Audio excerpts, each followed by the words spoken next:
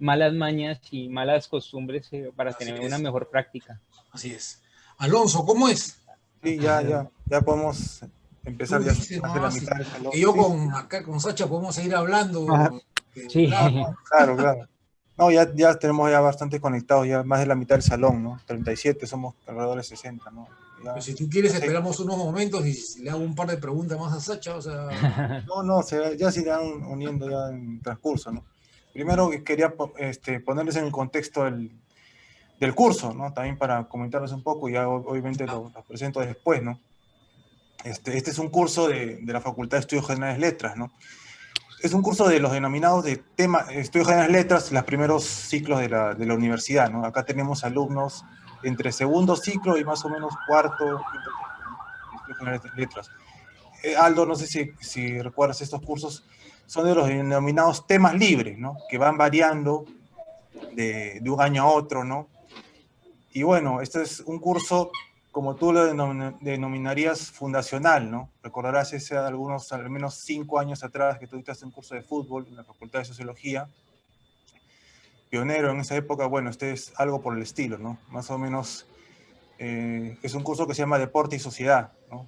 Más o menos adoptado ese nombre, y hemos tratado de, en la medida posible, ir tocando diversos temas, ¿no? A lo largo del sílabo, un poco tratando de adaptarnos también a las circunstancias de la virtualidad, ¿no? Hemos hablado, pues, un poco incluso de los Juegos Olímpicos, ¿no? Hemos hablado de los orígenes de la difusión de los deportes, como las public school inglesas, después cómo vienen acá a Sudamérica, un poco en Argentina, el caso de Chile, como que conozco un poco más, luego acá el Perú, ¿no? Incluso he tratado un poco también de hablar de otros deportes, no hay mucha bibliografía, hemos tenido incluso a Gerardo Álvarez también acá conversando con nosotros, ¿no? Para que nos cuente.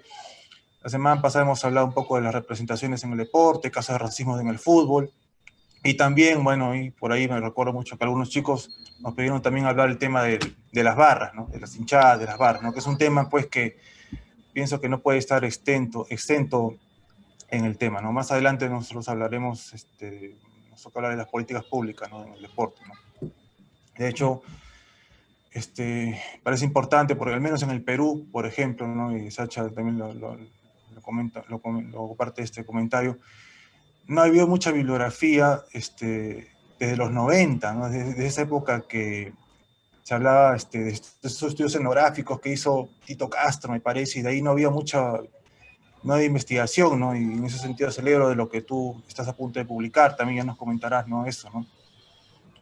Y nada, pues, bueno, espero pues que esta sesión también sea productiva para los chicos, y también sobre todo un tema que acá recién se está viendo. Bueno, yo de hecho lo conocía también, ¿no? Lo conocía desde la parte empírica, ¿no? Porque, bueno, ahora a través, ustedes saben, pues de las redes sociales se ve mucho la difusión de las barras, de sus actividades, ¿no? Esto que se ha conceptualizado desde el caso colombiano como barrismo social, ¿no? Y eso también es algo que esperemos hablar, ¿no?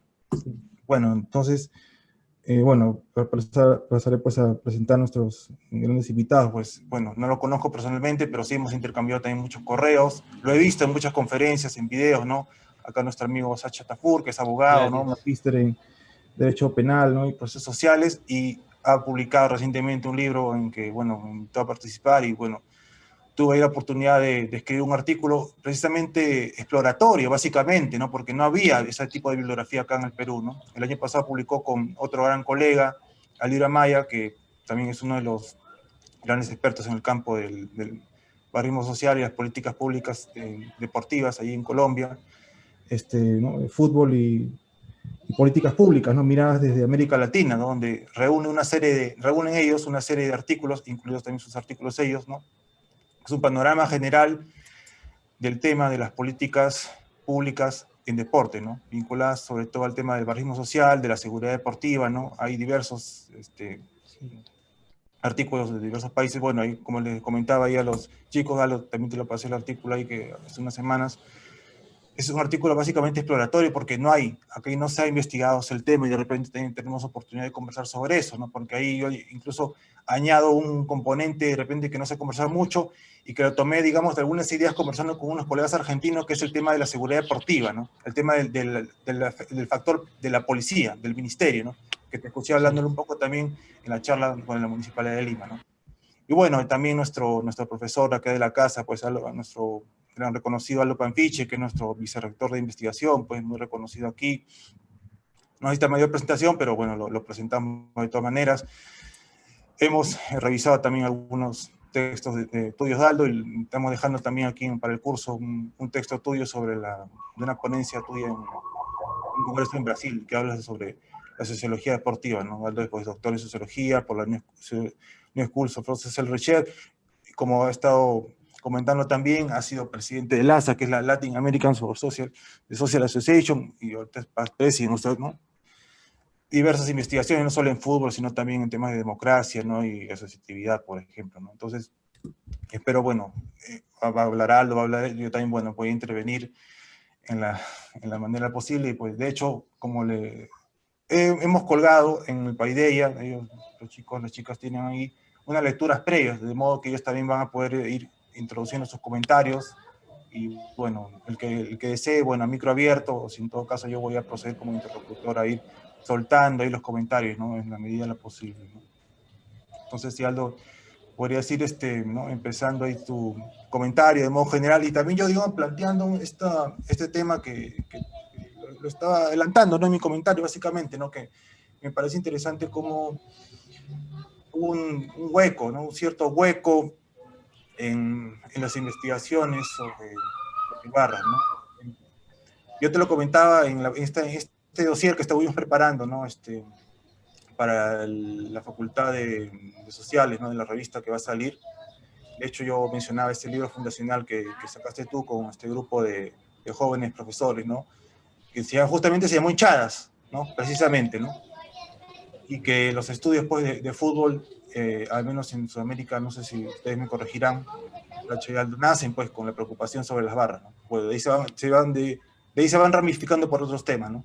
De ahí nacen su objeto de estudio son las barras, son las hinchadas, ¿no? Pero al menos en el Perú, bueno, de lo que yo recuerde, tiene mucho interés eso en los 90, ¿no? Por ejemplo, están los estudios pues, de Tito Castro, por ejemplo, ¿no? Y después hay como un vacío, me parece, ¿no? Un hueco que tú, felizmente, bueno, no felizmente, sino oportunamente, yo diría, estás próximo a publicar, ¿no? Justamente con nuestro colega Raúl también, que, bueno, no lo conozco personalmente, pero también lo he leído por ejemplo, su tesis, que él es barrista, y incluso también académico. Eso es lo interesante, ¿no? Para que también Sacha seguramente lo comentará más adelante. Es Claro, el gran amigo. vínculo también, ¿no? Hablar de barristas que son académicos, en magíster en hábitos. Yo leí su tesis sobre el Atlético Nacional, por ejemplo, ¿no? Muy interesante, ¿no? Por ejemplo, ¿no? Entonces ahí podrías empezar a comentarnos algo así de tu investigación o de modo general, ¿no? Ya, bien. Bueno, en primer lugar quería agradecer a Alonso por la invitación, a los estudiantes y digamos en general por el interés en estos temas, que ya son paulatinamente un campo de estudio consolidado en las ciencias sociales, no solo del Perú, sino del mundo, ¿no? Y yo quería un poco hacer un par de precisiones, ¿no? Este libro chiquito que se ha referido Alonso, fundacional, en realidad, los coautores eran estudiantes. O sea, no eran profesores. O sea, yo había vuelto de mi doctorado y encontré a tres chicos haciendo sus tesis sobre fútbol y no tenían interlocutor, digamos, ¿no? Y entonces hicimos un seminario, ellos presentaron sus avances y nació esta iniciativa, ¿no? Entonces quería un poco precisar, uno de los que publicó ahí, digamos, era, para ver, ahora trabaja en la universidad, digamos, son ya personas logradas, ¿no?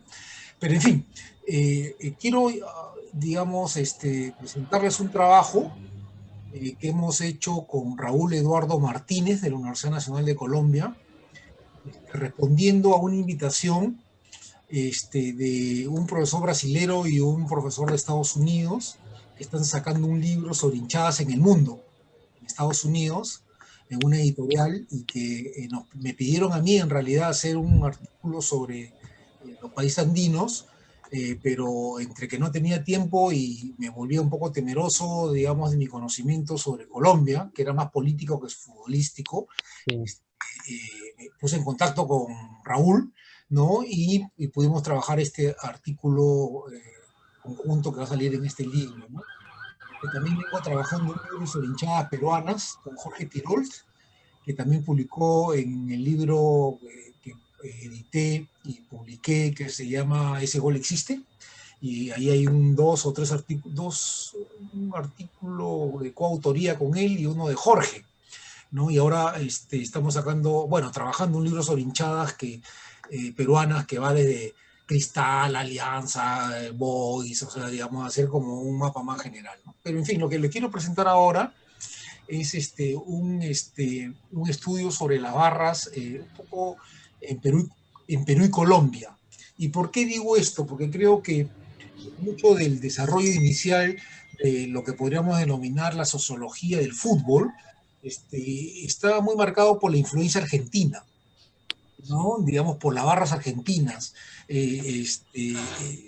Y creo que de ahí han salido conceptos y, digamos, y nociones, incluyendo un aguante, por ejemplo, como una de las características centrales, pero que creo que estamos en un momento en el que estamos ya empezando a pensar con nuestras propias cabezas, ¿no? Es decir, ya no necesariamente mirarnos hacia los países hegemónicos en el fútbol tradicionalmente, que eran los países de la costa atlántica, ¿no? Uruguay, Argentina, Brasil, sino también empezando a pensar, digamos, el desarrollo del fútbol y la relación con las sociedades anditas, con las sociedades nuestras, ¿no?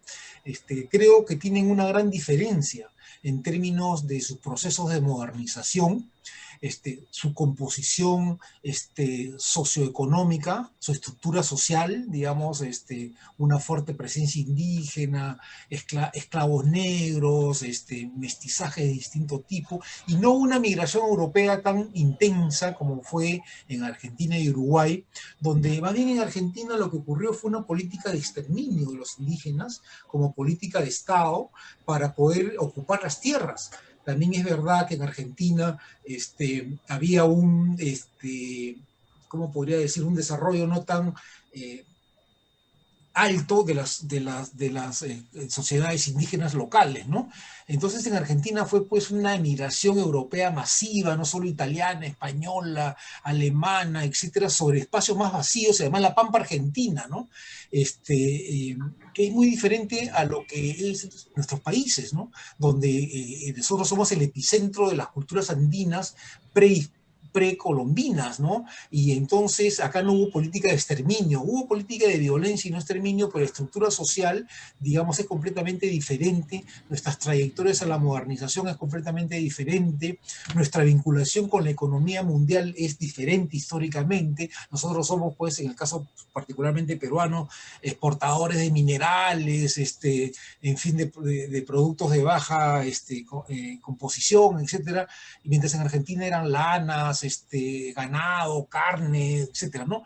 Pero lo que quiero decirles yo es que el fútbol se inserta dentro de estructuras sociales que le dan, y sobre procesos históricos que le dan contenido, ¿ya? Y que explican las características que adquieren prácticas como el fútbol, como la música, como la cultura popular, etcétera, que no son iguales y que surgen, digamos, y que son, digamos, el sentido del fútbol sociológico y diferente en los países andinos, postulo, que en los países digamos, para pensar en el barrio, ¿no? Para pensar en América Latina y en los otros países. Hay procesos comunes, pero también hay procesos diferentes.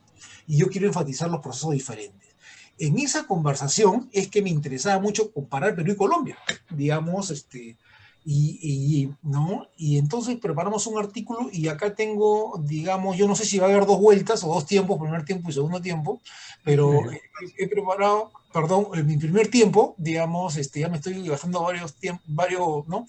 De un par de páginas o 2,5 páginas que quería compartir con ustedes como el resumen, el corazón de este artículo, que vincula guerra y fútbol, de alguna manera, digamos, ¿ya? Entonces se los voy a ir leyendo y haciendo comentarios, y después si hay un segundo tiempo podríamos profundizar porque este es el resumen, digamos, de la idea, ¿no? Bueno, un poquito de agua para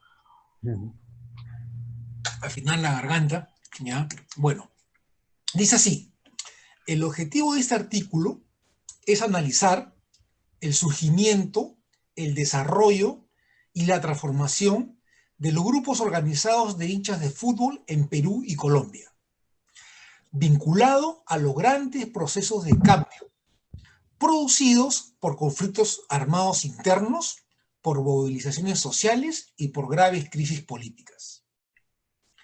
En este contexto turbulento y cambiante, en que estos grupos, integrados mayormente por jóvenes de barrios populares, paulatinamente van transformando sus formas de organización y acción colectiva hasta convertirse en actores sociales y políticos cada vez más importantes en sus propias comunidades. Dicha transformación ocurre a través de una dinámica continua de disputas internas que expresan cambios generacionales y cambios de sentido sobre el papel de las barras en sus entornos nacionales, locales y nacionales, ¿no? Postulamos que las crisis económicas y los conflictos armados internos en Perú y Colombia generan las condiciones para el surgimiento y crecimiento de formas autónomas de organización juvenil popular alrededor del fútbol, en la región las denominadas barras bravas, ¿no? Ahí tengo una nota: en el Perú es el conflicto entre las fuerzas del orden del Partido Comunista Sendero Luminoso y el Movimiento Revolucionario Túpac Amaru y las fuerzas del orden, los militares y policías.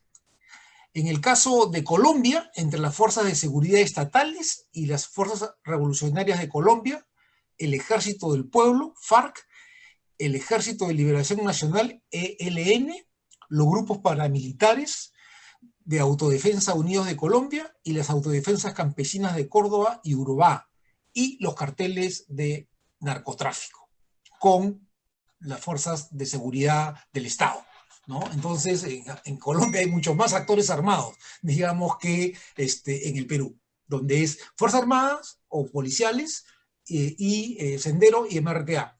Mientras en Colombia hay varios grupos armados, FARC, ELN, con agendas políticas, pero también grupos de derecha, de autodefensa, y también narcotráfico, ¿no?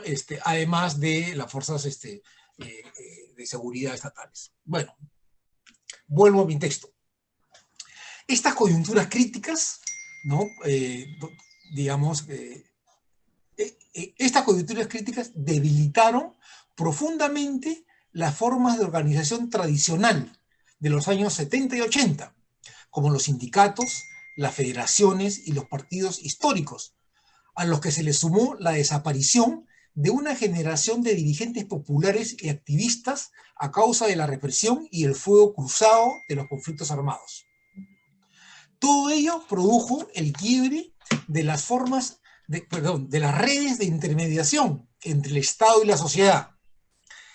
Pese a este contexto, las barras que se hacen visibles por estos años permanecen al margen de los enfrentamientos armados, no siendo golpeados por la represión ni infiltrados por los actores de la guerra, convirtiéndose las barras en espacios de refugio de jóvenes de distintos sectores sociales, muchos de ellos desarraigados de sus estructuras sociales previas y con una gran incertidumbre sobre el futuro.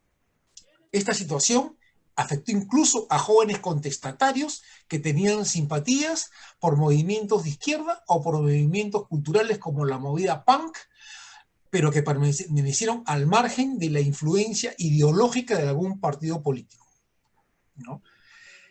Es en las barras, en estas barras, digamos, de los años 90, diría yo, donde la identificación emocional con los significados que caracterizaron a ciertos clubes de fútbol compensa las experiencias de desarraigo e incertidumbre propio de los momentos de crisis y de quiebra de las estructuras sociales y familiares que hasta ese entonces habían fijado y regulado la vida cotidiana de los jóvenes. Muchos de estos jóvenes se sintieron, comillas, liberados de estas debilitadas estructuras, estableciendo nuevas identidades y formas sociales de rechazo a las cambiantes situaciones en que vivían, lo que se evidencia en la popularidad de la cultura del rock, del punk, del heavy metal y las nuevas y autónomas barras de fútbol. Las nuevas prácticas de ser hinchas crearon lazos que vinculan a los individuos en un sentimiento de hermandad, sin distinción de clase, religión y opción política. Las barras se construyen sobre estos lazos emocionales de identificación mutua. Representan la posibilidad de crear comunidad en sociedades divididas y fragmentadas por las guerras. En medio de confrontaciones entre bandas criminales dedicadas al hurto, grupos guerrilleros y paramilitares y escuadrones de la muerte, la barra se convierte en la posibilidad de recrear la idea de comunidad o de familia ampliada en el sentido antropológico. Sin embargo, las barras no están al margen del ejercicio de la violencia, que como práctica existe en el fútbol desde sus años primigenios, tal como lo ha documentado Eric Dunning en un libro de 1988. O sea, Eric Dunning es el padre de la sociología del fútbol en Gran Bretaña, y él hace un estudio de los inicios de la violencia en el fútbol en Inglaterra y te demuestra que desde el primer momento, digamos, que había fútbol, había enfrentamientos en las tribunas, ¿no? Y él lo documenta. En fin, vuelvo a mi texto. La diferencia es que en los casos que estudiamos, Perú y Colombia, es posible observar el paso o traslado de individuos, lenguaje y símbolos desde la experiencia de los conflictos armados a las formas de autoorganización y acción colectiva de las barras populares.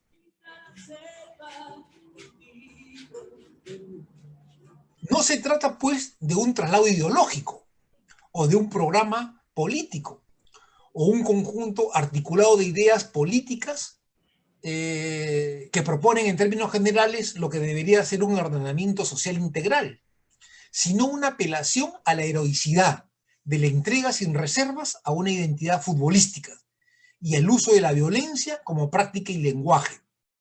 En ese sentido, el enfrentamiento con el rival es una de las experiencias constitutivas de estas agrupaciones.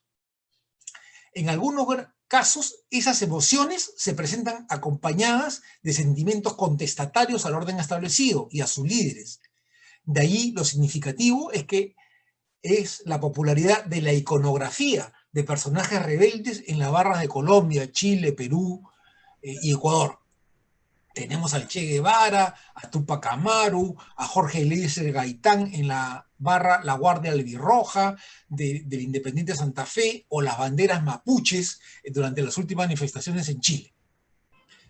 En el caso de las barras, los jóvenes barristas emergentes tienen que enfrentar a la resistencia de los primeros grupos de hinchas. O sea, estos barristas populares, digamos, tienen que enfrentar la resistencia de los primeros grupos de hinchas que se organizaron como barras oficiales de los clubes. Estos últimos eran familiares y amigos de los socios y dirigentes, provenientes de las élites medias y altas, quienes se ubicaron en las tribunas preferenciales autodefiniéndose como decentes. En ese sentido, recuerden que dije que toda esta transformación ocurre a través de una serie de disputas, ¿no? En ese sentido, la primera disputa de los jóvenes barristas emergentes es contra el orden establecido por estas barras de clase media y clase alta asociadas a los clubes y a sus socios y sus dirigentes.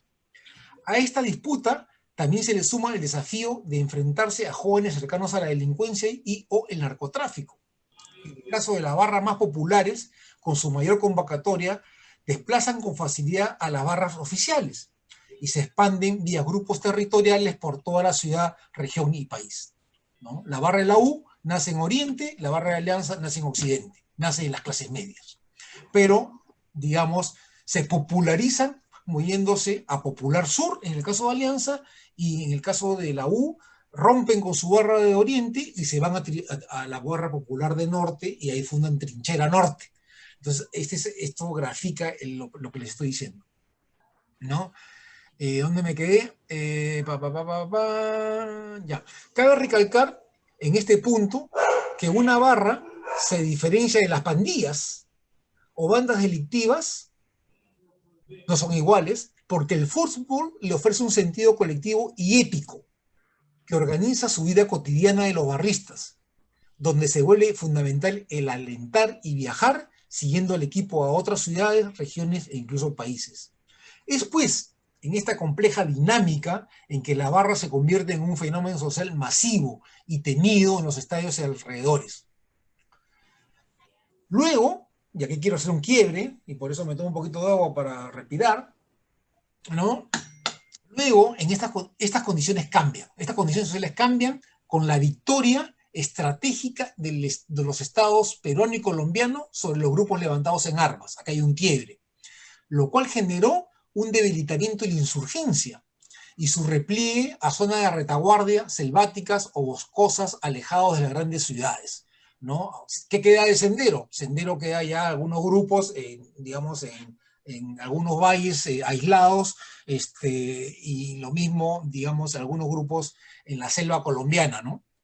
Esto coincide con la emergencia y consolidación, o sea, este cambio, ¿no? La derrota de estos grupos militaristas, esto coincide con la emergencia y consolidación de algunas barras locales interesadas en desarrollar trabajo social y comunitario. Ya estoy terminando en 2 párrafos más, ¿ya? En sus zonas de influencia, diferenciándose de las barras, o sea, hay una transformación al interior de las barras, diferenciándose de las barras que continúan reproduciendo formas y niveles de violencia contra otras hinchadas. Surge entonces una segunda disputa estratégica al interior de las barras, cuando un sector apuesta por vincular la práctica y cultura del fútbol a formas de desarrollo local y a procesos de construcción de ciudadanía. Esta disputa está actualmente en curso.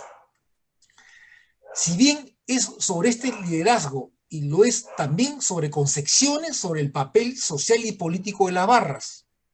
Es por ello que no sorprende que en las últimas manifestaciones populares en Chile y en menor medida en Perú, Colombia, se aprecie la activa participación de las barras de fútbol en manifestaciones políticas. Para nuestro análisis nos basaremos en el estudio de las barras más significativas de Perú y Colombia. En el caso peruano se trata de Comando Sur, identificado con Alianza Lima, y de Trinchera Norte con el Club Universitario de Deportes.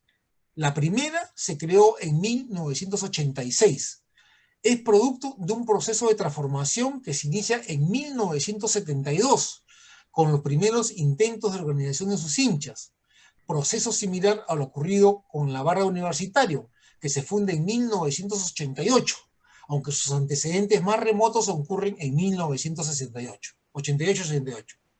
Si bien ambas barras nacen en Lima, la capital del Perú, ¿no? Con el transcurso de los años se extienden por todo el territorio nacional creando filiales o barras locales, lo cual las configura como las formas de organización de jóvenes más extensas y activas en todo el país. Quiero enfatizar esto. En este momento, si nosotros vemos cuáles son las formas de organización social de jóvenes independientes del Estado, de la política, de la iglesia, formas autónomas, son las barras de fútbol. Están en todo lado. Es una apuesta, digamos, mía, digamos, incluso algún amigo me dice, no, esas no son organizaciones de sociedad civil, sino son uncivil society, pero bueno, ya es una discusión, pero que es la forma más extendida de organización social, lo es, porque ¿qué más hay? Digamos, miremos, ¿no? O sea, clubes de parroquia, de barrio, no digo de Boy Scouts, no existen, o sea, digamos, son más reducidas, ¿no? Bueno, en el caso de Colombia, y acá el colega nos dirá mejor, se toma como referencia el surgimiento y rápido crecimiento de las barras populares de los principales equipos de la ciudad capital Bogotá y otras que le disputan su importancia y que están basados en la ciudad de Medellín y Cali. Uy, ahí mi perro estaba haciendo bulla. Digamos, a diferencia del caso, digamos, peruano, que es más centralista, en Colombia hay una disputa regional, ¿no? Y ahí Sacha nos podrá decir. Estas son barras que surgen desde mediados de los años 90, surgen después de las barras peruanas, ¿no? De lo que yo he identificado, logrando superar la pasividad de las barras tradicionales que en ese tiempo existían. Así tenemos para el caso colombiano las barras Comandos Azules, 1996, la Guardia Albirroja Sur, 1997, del Club Deportivo Millonarios y del Club Independiente de Santa Fe, respectivamente en la ciudad de Bogotá. Pero también las barras de los del Sur, 1997, del Atlético Nacional de Medellín, y las barras de América de Cali, el Barón Rojo, Sur, 1998, y el del Deportivo Cali, el Frente Radical Verde y Blanco, Sur, 1996. Bueno, yo me quedo ahí, este es mi resumen, tengo para hablar más, pero creo que esa es la idea central que quería transmitir, y no sé, Alfonso, te devuelvo la pelota. Sí, sí, justo acá quería hacer un comentario adicional a lo que has mencionado. Me quedé con solo una consulta para que puedas no precisar, sino me quedé con algo interesante que ya has puesto, ¿no? Yo lo vinculo también con lo que los medios hablan sobre los barristas, en el caso peruano, ¿no? Tú comentabas que la barra no es de ninguna forma una pandilla, una pandilla, o no se le puede caracterizar como pandilleros, ¿no? Yo estoy de acuerdo totalmente, ¿no? Pero vemos pues en los discursos de los medios peruanos, bueno, no sé cómo será en Colombia, supongo que de repente sí, de repente no, pero al menos en el caso peruano, y cuando a veces se cometen hechos de violencia vinculados al fútbol en el Perú, bueno, y claro, tú has dicho que las barras no son de ninguna forma una pandilla porque precisamente el fútbol ofrece un sentido colectivo y ético, ¿no? Lo cual, claro, es cierto, ¿no? Pero ocurre muchas veces que en los medios peruanos hay una frase que suena cliché, ¿no? Que lo repiten los periodistas deportivos, ¿no? Cuando ocurren ciertos hechos de violencia alrededor del fútbol, ¿no? Que después, esos no son hinchas, son delincuentes, ¿no? Entonces, ¿cuál sería, pues, entonces el justo medio? Pues, ¿no? Frente a lo que tú dices, está este discurso, evidentemente, del periodista deportivo que no conoce o no está metido en este tema, ¿no? Incluso, bueno, yo, según mis incipientes conocimientos de psicología, o lo que he podido leer es que, de hecho, no existen, pues, las personas violentas, lo que existen son actos violentos, o sea, la persona no es, pues, de por sí, no tiene una naturaleza violenta, ¿no? O sea, ¿cómo ves estos discursos de la prensa deportiva peruana, justamente que estaría en contra de lo que tú dices, ¿no? O sea, ¿cómo ves eso? Justamente va en contra de lo que tú estás explicando, ¿no? O sea, nos estás enseñando eso y ves a un periodista que dice, no, esos no son hinchas, son delincuentes, ¿no? O sea, Claro, para ver, en primer lugar yo soy académico, ¿no? O sea, claro, digamos, tengo que explicar las cosas, ¿no? Pero bueno, yo quiero tomar en el primer momento en el que había la guerra interna en el Perú, conflicto armado interno entre Sendero, MRTA, más Sendero, con las fuerzas del orden, digamos, la violencia y la tensión de los medios está concentrado en el tema de la guerra. Y de pronto surgen las barras, ¿no? A manifestarse, a expandirse en las ciudades y sobre todo en los estadios. Y no le prestan atención, ¿no? Lo miran como un tema delincuencial. Es más, la policía no infiltra, no sé en Colombia, pero la policía no infiltra las barras. La seguridad del Estado los mira como un tema de policía, o sea, digamos, es un tema que no amenazaba el orden establecido, era un tema delincuencial y luego había la idea de que después ya le caemos, le pegamos y se acabó, lo metemos preso, en fin, ¿no? Entonces, no había una verdadera percepción y comprensión del fenómeno que estaba surgiendo. Ahora, es muy fácil hablar desde ahora, ¿no? Pero en ese momento en el cual coche de bombas, muertos, asesinatos, etcétera, etcétera, digamos, toda la atención del Estado y de la opinión pública estaba centrada en los actores de la guerra, ¿ya? Y el tema, digamos, y además no entendían quién eran estos jóvenes, de dónde salen, gritan como locos, se pintan la cara, es un club de fútbol, ¿no? Yo tenía un profesor, digamos, muy reconocido, que cuando yo le empezaba a decir que esto es importante, ¿no? A estudiar, me decía, oye Aldo, pero pucha, ¿tú qué quieres ser? ¿Quieres ser un académico? Sí. ¿Y por qué entonces estudias a estos tipos que corren detrás de una pelota, ¿no? Si tú eres intelectual, entonces, pucha, preocúpate de tu cabeza, ¿no? ¿Qué haces mirando a los que, o sea, los pies están lo más alejados de la cabeza, me decía, ¿no? Entonces, y era un tipo reconocidazo, ¿ah? Entonces yo decía, pucha, los pies de la cabeza, ¿no? O sea, no había una comprensión en realidad, ¿no? Real, y además los intelectuales, la verdad, digamos, no tenía mucha calle, ¿no? Digamos, por decir términos reales, ¿no? Entonces, este fenómeno aparece y se concentra como un tema de violencia, de delincuencia, ¿no? Luego, digamos, lo que sucede es que no hay que recordar, no quiero glorificar que las pandillas, o sea, hay una diferencia entre pandillas y barras, pero hay robo, o sea, hay actos delincuenciales que hacen las barras, o algunos, o pocos, o grupos, o sea, digamos, eso es innegable. Digamos, entonces, lo que hay es una disputa, por cierto, hay una disputa al interior de las barras de si debe robar o no debe robar, de si pegarle al otro es lo principal o desarrollar tu comunidad, o ayudar, digamos, al club de madres, o convertirte en un actor social importante. Es una disputa. Incluso esa disputa puede estar en una misma persona en algunos momentos, ¿no? Hasta que deciden tomar un camino, ¿no? Entonces, el hecho que, digamos, las barras hacen violencia, ¿no? Y también hacen, porque es un conjunto de hábitos que son heredados, ¿no? Y precisamente el gran cambio que yo veo ahora en algunos sectores de algunas barras, es que dicen, no hay que robar, hay que hacerlo de otra manera. O sea, empiezan a desarrollar toda una forma distinta de actuar y de vincularse, ¿no? Además, las barras están vinculados a muchos en los barrios a las asociaciones de mototaxi, ¿no? Y ya son una fuerza social y política local, van a hablar con el comisario, digamos, yo he ido, no sé, me han invitado 10, 15 veces a barrios a dar charlas, ¿no?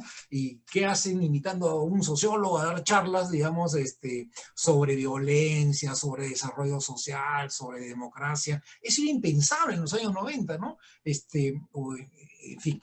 Y el último punto, yo creo que, digamos, hay una enorme necesidad de mejorar la capacidad de análisis de la prensa peruana, ¿no? Yo creo que allí, digamos, tenemos un déficit. No sé cómo será en Colombia, acá Sacha nos hablará, ¿ya? Pero, por ejemplo, prensa, que es un reportero va y te pone un micro en la cara, ¿usted qué piensa de esto? No, tú declaras y ya, eso sale en el noticiero. O sea, no hay un procesamiento, digamos, un reportero graba y va y entrega. O sea, yo siento que es muy pobre el nivel de periodismo deportivo peruano, digamos, que está más sensacionalista, más buscando el enfrentamiento, más, ¿no? Y no ha desarrollado un pensamiento más analítico, ¿no? Y por eso yo creo que el papel de las universidades es muy importante, porque cosas como estas ayudarán a los futuros periodistas a entender, digamos, que el fenómeno es mucho más complejo de lo que parece. Y ahí me quedo. Acá hay muchos chicos acá que van a periodismo, por eso te lo preguntaba. Entonces, sí, entonces acá damos paso a nuestro gran amigo Sacha, que nos podrá ilustrar sobre el caso colombiano, y bueno, después seguiremos con las preguntas, ¿no? Sacha, por favor, ¿nos puedes? Buenas noches para todos. Es un placer poder acompañarlos esta noche. Primero, estar aquí con ustedes, escuchar al maestro Aldo, que siempre con su exposición ilustra pues recrea muy bien todas las realidades latinoamericanas, y es cierto todo lo que se dice. En estos días estamos repasando el video de una charla que tuvimos hace poco justamente con la Municipalidad de Lima, y había un amigo que decía que la mirada de Aldo era un poco romántica, y detrás de ese lado del romanticismo de la mirada, digamos, sobre el conflicto, es una mirada que afortunadamente, acompañada con la posición de Raúl, el amigo que estaba mencionando, se nutre de lo que necesita la investigación por ese lado romántico, pero la parte crítica del investigador. Entonces, un placer escuchar a Aldo con eso y magnífico ese resumen del artículo que están escribiendo. Con Alonso también agradecido de corazón, es muy grato poder compartir este espacio. Lo estábamos debiendo, lástima la pandemia que nos impidió hacer varias cosas de manera presencial y en diferentes lugares que teníamos previstos en Colombia con Alirio y en Cali, Bogotá, Medellín con Raúl. Pero bueno, esto de la pandemia se irá superando poco a poco y podremos tener la oportunidad. Y además, Alonso, compartimos algo muy importante y es una mirada que nos da el haber estado en Barcelona.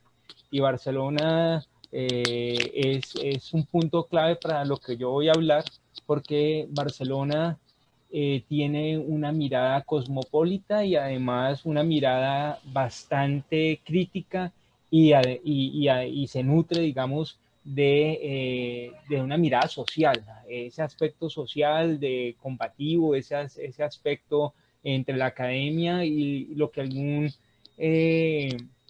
escritor caleño de fútbol ha llamado la vaguemia. La vaguemia es mucha academia, pero también poder vagar por las calles para poder observar y encontrar las cosas que pasan en la calle. Entonces, el punto de partida, digamos, de mi interés en el fútbol, y no solamente en el fútbol, sino en lo que pasa en la ciudad, porque la ciudad tiene muchos diálogos que están abiertos, pero son pocos los escogidos para escucharlos y verlos, porque siempre vamos con el afán de este mundo capitalista, de este mercado, de el tiempo es dinero y todo eso, y se nos olvida que la calle tiene un mundo propio y no es una realidad, sino muchas realidades en la cual todos caben. Las culturas urbanas, juveniles, todo lo que tiene que ver con las diferentes formas de ver el mundo o las diferentes formas de vivir nuestra cotidianidad nos lleva a que necesitamos una manera más amplia de ver lo que pasa y no limitarnos a esa mirada de los medios de comunicación tradicionales que nos muestran es algún reflejo de lo que el sistema quiere en sí mismo. Y eso también ha limitado la investigación sobre el fútbol, hablando de la responsabilidad que tienen los medios de comunicación y la responsabilidad que tienen algunos periodistas deportivos que en vez de ayudar a lo que estamos tratando de cambiar, fomentan las disputas tradicionales entre seguidores de los equipos o incluso entre países, porque lo hemos visto como hay enemistades más grandes no de barra, sino de hinchadas nacionales. Pero superado este nivel y ya entrando en materia, me gusta mucho poder estar aquí, además con Alonso, este libro que sacamos es algo muy importante y hay una frase del artículo que me quedó sonando y es el de los bastonazos, esa historia que está ahí y que seguimos con los bastonazos. Y si no cambiamos, vamos a seguir recibiendo bastonazos y es justamente lo que tenemos que hacer, cambiar el concepto y cambiar el concepto del hincha y de la hinchada. Entonces ahí es el punto, digamos, de partida de lo que yo quiero hablar. Ustedes, queridos estudiantes, tienen la suerte de compartir entonces con el maestro Aldo y el profesor Alonso estos espacios que son necesarios para hacer una mirada crítica. Si ustedes como paraacadémico me preguntan sobre esta charla, sobre lo que estamos haciendo, yo le diría que tiene los 3 requisitos mínimos que se necesitan para poder tener un tema interesante de conversación, que es un tema actual, es un tema pertinente y es un tema relevante para digamos, el análisis de cualquiera de las miradas de lo que puede ser una mirada sociológica de los problemas sociales. Como sé que hay estudiantes de diferentes carreras, quiero decirles que las realidades que compartimos en la ciudad son realidades que nos interesan a todos. Yo el semestre pasado dictaba un curso sobre investigación, innovación y creatividad y les decía a los estudiantes que la creatividad, la innovación está justamente en saber observar la vida cotidiana y los problemas cotidianos. Y cuando nosotros vamos a hablar de fútbol y cuando nosotros vamos a hablar del cambio que necesita el fútbol, es justamente que esa mirada tiene que pasar por lo que es la sociedad misma.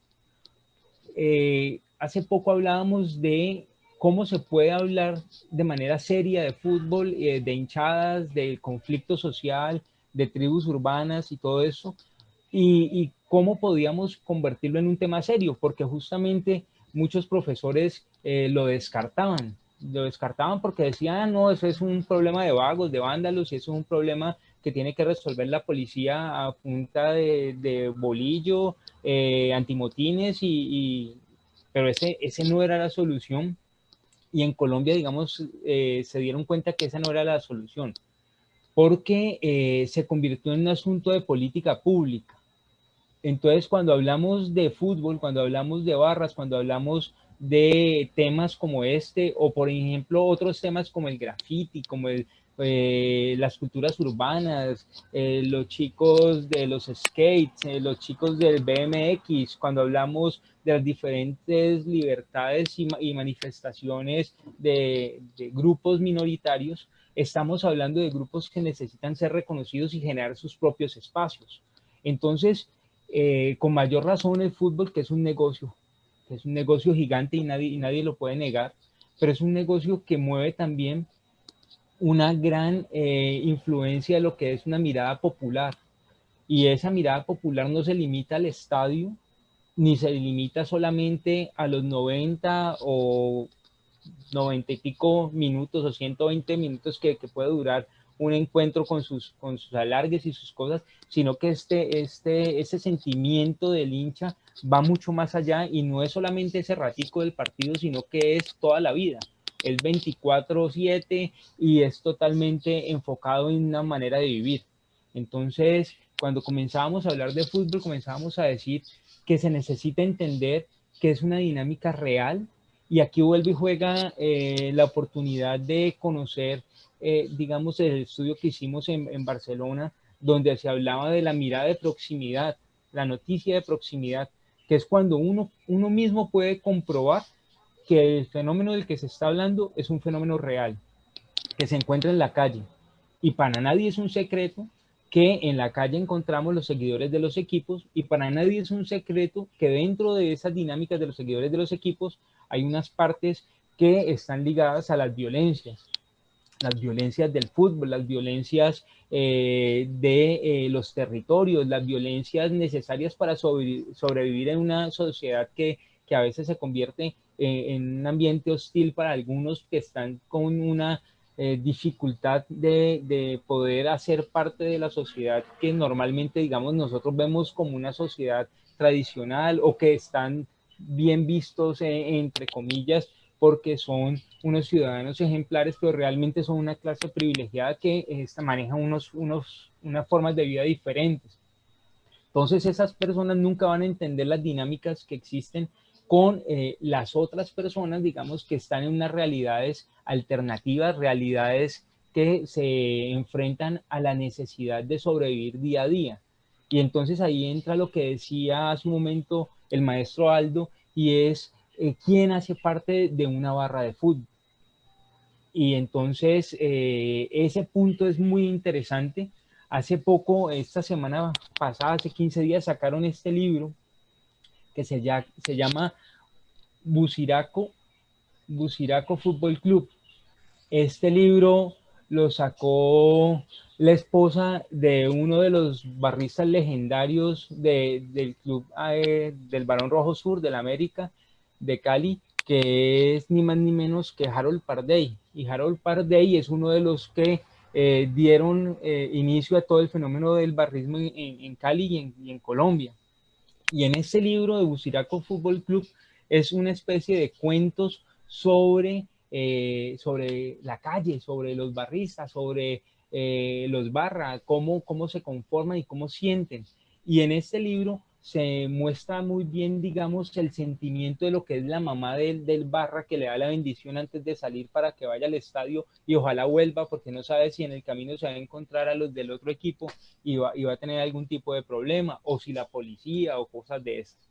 Entonces, esas realidades anteriores y esas realidades sociales nos generan la necesidad de establecer una transformación del cambio. Y como estamos hablando que el fútbol se convierte en un asunto de política pública, y entonces la política pública tiene que establecerse según una mirada objetiva, académica, investigadora, multidisciplinar, para poder encontrar las raíces, digamos, del problema o del fenómeno que se va a investigar, y además esa connotación social de determinar que debe ser tratado de una manera especial para poder superar estos problemas. Colombia vivía o vive todavía la violencia en el fútbol, pero Colombia encontró que era necesario crear una normatividad, unas disposiciones jurídicas para poder ir reglamentando lo que iba a ser la convivencia en el fútbol, la seguridad y la comodidad. La convivencia, pues para que no nos matemos y convivamos del espectáculo de fútbol en paz. La comodidad para poder asistir a los estadios de manera cómoda y segura. Y lo más importante, la seguridad. Entonces, en ese ejercicio, Colombia comenzó a crear una serie de normas donde nuestro amigo Alirio Amaya ha sido uno de los mayores, digamos, gestores de la producción normativa en Colombia en materia de fútbol, sobre todo en estos temas de comodidad, convivencia y seguridad en el fútbol. Y en Colombia se dieron cuenta que era un problema de política pública. Eso es muy importante, porque cuando hablamos de un problema de política pública, nos damos cuenta que Colombia creó un estatuto del aficionado, y en ese estatuto del aficionado se crean y se establecen cuáles son los derechos, pero también cuáles son los deberes del aficionado. Cuando comenzaron a establecerse eso, también se hace todo un lineamiento sobre la creación de lo que se denominan las comisiones locales de fútbol y la Comisión Técnica Nacional de Fútbol. En sí, cada municipio, cada ciudad tiene una comisión local que va a revisar la viabilidad de los partidos y cómo se va a manejar cada partido y qué puede entrar o qué no puede entrar en el estadio. Y por otro lado, la Comisión Técnica Nacional, que va a establecer unos protocolos nacionales para que en Colombia se unifique, digamos, el criterio de lo que se va a aplicar en los ejercicios de los partidos. Eso por un lado. Por otro lado, en Colombia, para completar ese ejercicio, se crea este documento, que es quizás el documento clave para lo que estamos haciendo y que posiblemente pueda ser un punto de partida para mirar la diferencia que hay entre Colombia y el estudio latinoamericano. Porque nosotros sacamos este plan decenal. El plan decenal es un plan a 10 años, del 2014 al 2024, donde se hace un análisis objetivo como herramienta de política pública para poder entender el fútbol tanto desde lo profesional como de lo aficionado, y entenderlo tanto desde la responsabilidad de la administración como como también de los equipos y de los aficionados. Y en ese ejercicio encontramos que hay un punto, digamos, de inflexión que es el que nos convoca hoy, y es donde a mí me gusta hacer como un llamado de atención, y es que se crea una dinámica que diferencia lo que es los diferentes tipos de aficionados, pero sobre todo se crea el concepto del barrismo social. Y ese, digamos, que es el punto clave aquí del análisis. Nosotros teníamos y hablábamos de la torcida brasilera, nosotros hablábamos de la barra brava argentina, nosotros hablábamos de los hooligans ingleses, hablamos también de los tifosi italianos, hablamos de los ultras y hablamos de los ultras europeos de Europa del Este, y todos esos grupos nos generan unas dinámicas muy interesantes, y quizás lleguemos a ellos es por la violencia. Aunque a muchos amigos no les gusta que le haga alusión a la serie de televisión Puerta 7, pero en Netflix ustedes pueden encontrar varias series de fútbol, y una de estas series nos muestra la realidad italiana. O también hay otro documental en Netflix que se llama Juego de Caballeros, donde se nota los orígenes del fútbol y comienza cómo se va creciendo, digamos, esa simpatía, no solamente al interés del jugador, sino también de las hinchadas. Y hay muchos más documentales que podemos ver. Una simple búsqueda por internet nos damos cuenta que cada vez hay más información, y eso es buenísimo. En ese punto, teniendo en cuenta la influencia de esas barras, las argentinas, las brasileras, las inglesas, las españolas, las italianas y las de Europa del Este, nosotros nos dimos cuenta y coincidimos con el profe Aldo cuando habla que también eso se une a las culturas urbanas y musicales, donde aparecen los punk, donde aparecen los metaleros, donde aparecen diferentes, incluso hasta grupos más folclóricos que nos identifican más desde las raíces, pero detrás de eso se genera también todo un folclore del fútbol, y es esa cultura futbolera que también tiene un aspecto cultural, folclórico y es importante. Todos estos elementos no son ajenos a la violencia ni son ajenos a la delincuencia, porque al encontrarse unas dinámicas de un monstruo de 5.000 cabezas, como es una popular, en esa barra popular también hay muchas carencias y también hay un gran negocio. Está el negocio del narcotráfico, está el negocio de los parqueaderos, está el negocio de la reventa de boletas, incluso hay el negocio de la prostitución, están muchos otros negocios que están alrededor de esto, que son, digamos, la parte mala, la parte fea del fútbol, donde también hay detrás ciertas bandas que controlan ciertos territorios y que comenzamos también a hablar de unos asuntos más complejos. Aunque no me voy a meter ahí, pero es para saber que no podemos desconocer ese lado oscuro del fútbol. Si estamos diciendo que hay que mirar socialmente una mirada integral, hay que reconocer que hay estos parches. Y por otro lado, tenemos las miradas también de las instituciones como la policía, como las responsabilidades municipales, nacionales y de los propios clubes o equipos. Entonces se comienza a conjugar aquí lo que yo he llamado una ecuación imperfecta del fútbol, porque todos estos elementos, si son manejados de una manera irresponsable, terminan generando unas dinámicas muy complejas que llevan a la violencia. Aquí tenemos a los árbitros, aquí tenemos a los periodistas, aquí tenemos a la propia policía, aquí tenemos a los dirigentes de los equipos, que cada uno genera una dinámica que puede, digamos, ser parte de la generación de violencia. ¿Qué necesitamos entonces cuando vamos a enfrentar un problema como este? Porque ya identificamos que sí es un problema porque está en la calle, y sí es un problema porque desde lo que es la construcción de política pública es un punto a resolver. Y digamos que ahora ustedes lo están enfrentando de una manera muy interesante, que es la capacidad que tiene la academia para ser un observador objetivo del problema. Y digo objetivo porque cuando nosotros encontramos un problema, la academia tiene la facilidad de subir un poco la perspectiva para mirarlo en una forma amplia y no reducida desde el punto de vista de la parcialidad académica, la parcialidad del barrista, la parcialidad del funcionario público o la parcialidad del policía, sino que la academia tiene la capacidad de mirar el problema desde su esfera más amplia. Y ahí es donde, digamos, se genera la dinámica real, donde todos son importantes, porque la mirada es multidisciplinar. Se necesitan sociólogos, se necesitan abogados, se necesitan politólogos, se necesitan artistas, se necesitan economistas, se necesitan deportólogos, se necesitan antropólogos, historiadores, para que el fenómeno se pueda entender de la mejor manera. Hace poco el profesor Pablo Alabarces decía que estaba cansado de todas esas investigaciones, pero que estaba feliz de saber que había un gran relevo. Y ese gran relevo lo hace justamente profesores como Alonso, profesores jóvenes como Raúl, que está entrando en las dinámicas también de la parte académica, y otros que están desde ese lado que nutre esta discusión.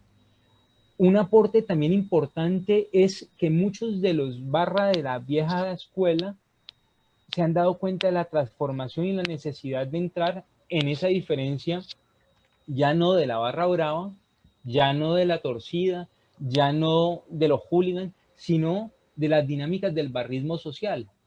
Y el barrismo social comienza entonces a ser una herramienta para alejar a los jóvenes de la violencia del fútbol, para convertirlos en unos actores políticos, sociales, culturales, que ya no se limitan a el folclore futbolero del estadio, de la tribuna, de los 90 minutos alentando, saltando y gritando, sino que están viviendo permanentemente como unos actores de cambio en su sociedad.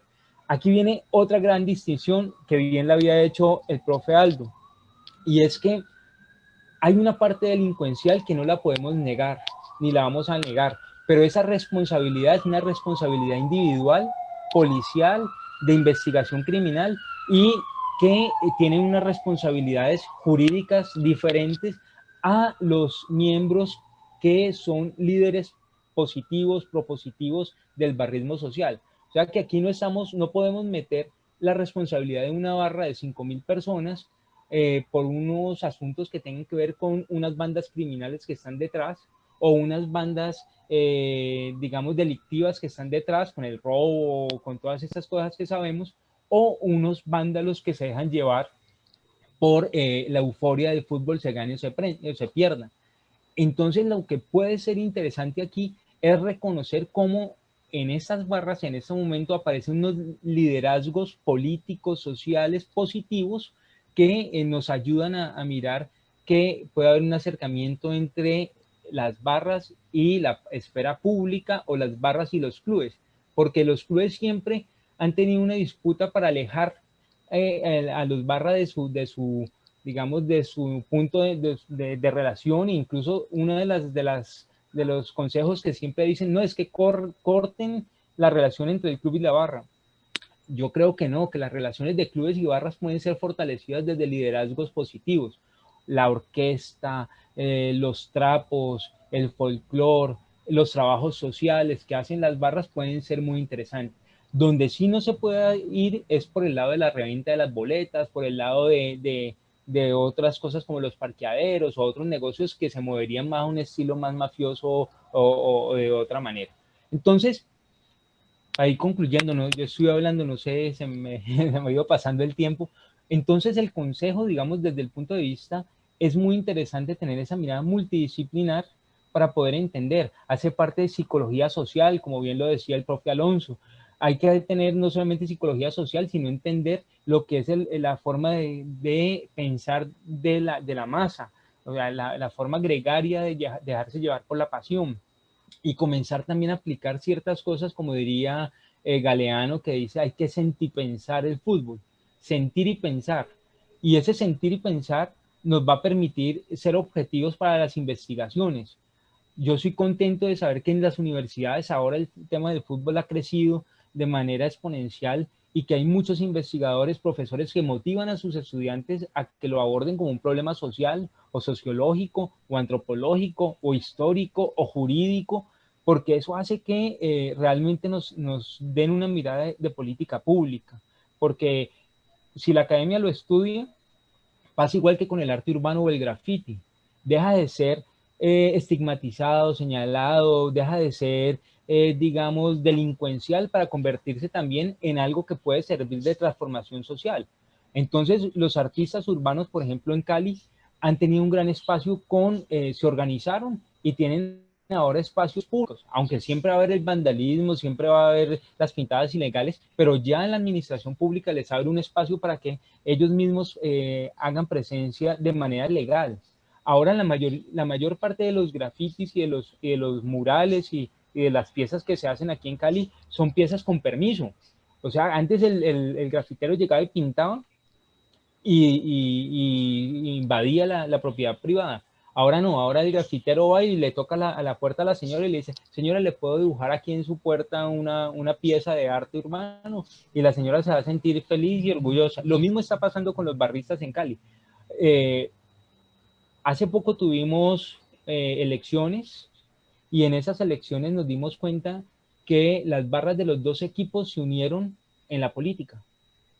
Y las barras de los dos equipos participaron en las dinámicas políticas, y nos dimos cuenta que esa movida popular hizo presencia, y hoy algunas de las personas que se vincularon a la administración municipal en Cali han sido miembros de barras de equipos de fútbol que en ese momento se están preocupando por ese punto en la seguridad de la ciudad. Entonces es interesante cómo ver las personas se van ganando los espacios y entran en estas dinámicas. No sé, Alonso, cómo estoy de tiempo, no sé si... Así podemos encontrar un momento para responder algunas preguntas que acá han estado enviando. Bueno, en realidad son preguntas para Aldo, pero yo después tengo unas preguntas ahí para Sacha. Me causa curiosidad también el caso colombiano. Ahí tengo sobre algunos apuntes que he hecho. Pero creo que podemos juntar algunas preguntas para Aldo, porque son básicamente sobre los vínculos entre barras y pandillas. Se han juntado algunas preguntas, entonces voy a formular las tres. Me parece que son, sí, en realidad son tres muy parecidas, entonces las voy a juntar para... A ver, voy a leerlo en voz alta para que Aldo las puedas responder. Son vinculadas a barras y pandillas, es como que se ha juntado el tema, se ha interesante esa parte, ¿no? Hay preguntas, Jimena dice, ¿cuál es la relación entre pertenecer a una barra y pertenecer a una pandilla, ¿no? Además, ¿cuál ha sido el enfrentamiento entre barristas que generó más polémica, ¿no?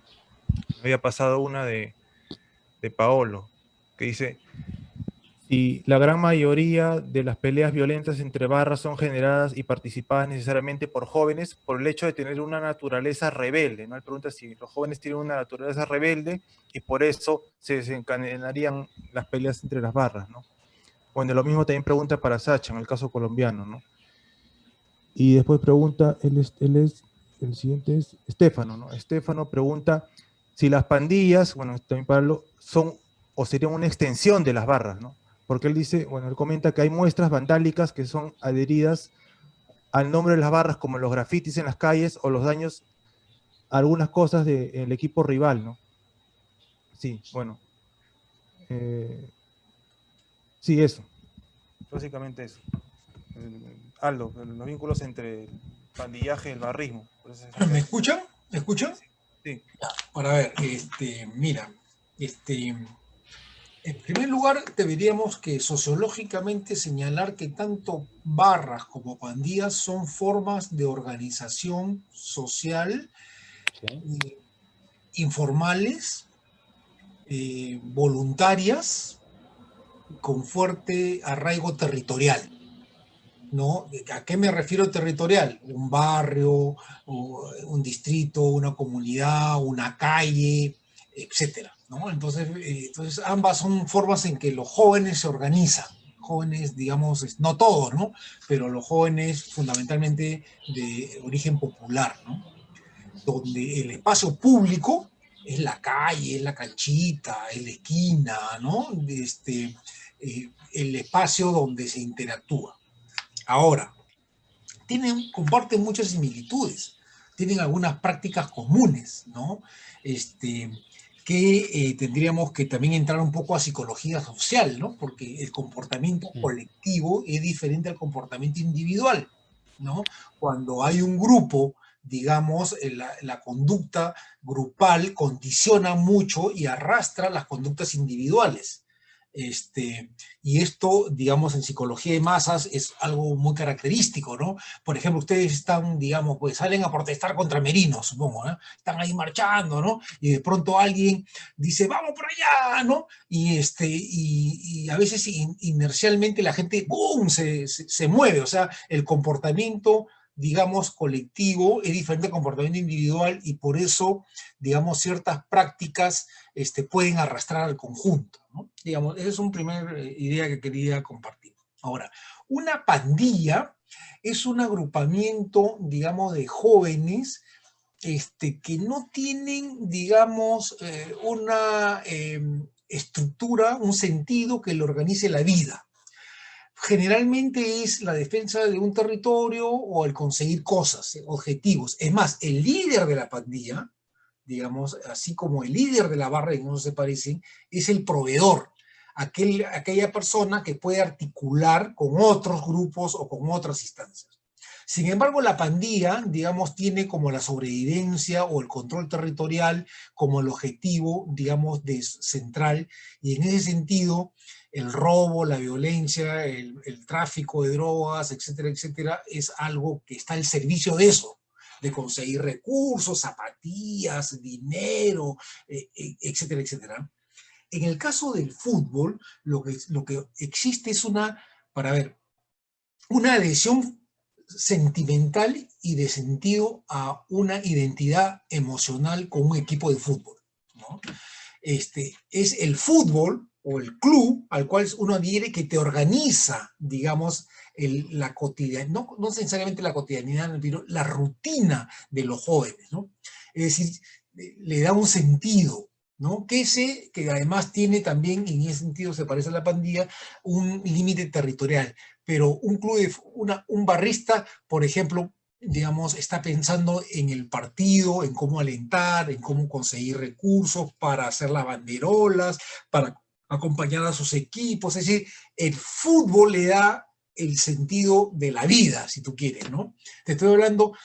Habría también que precisar el distinto tipo de hincha, ¿no? No te estoy hablando del hincha de televisión que ve los partidos de la selección, no te estoy hablando del barrista, digamos, que es un barrista que es un fanático, en el buen sentido del fútbol, ¿no? Bueno, yo me considero un fanático, por ejemplo, del fútbol, ¿no? Pero no me considero un barrista, porque ya fui, ¿no? Pero el fútbol, en ese sentido, me parece que tiene la posibilidad, en ese sentido, de esa adhesión, de orientarse hacia otro sentido.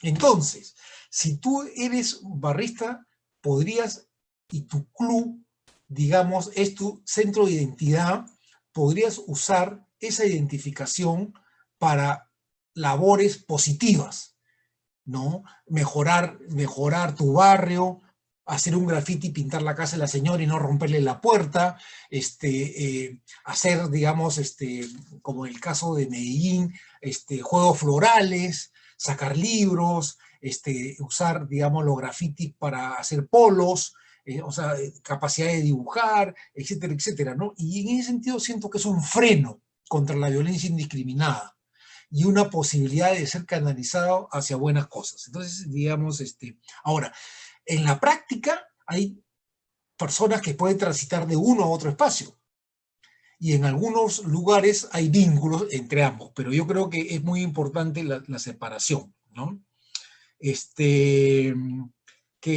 Para ver,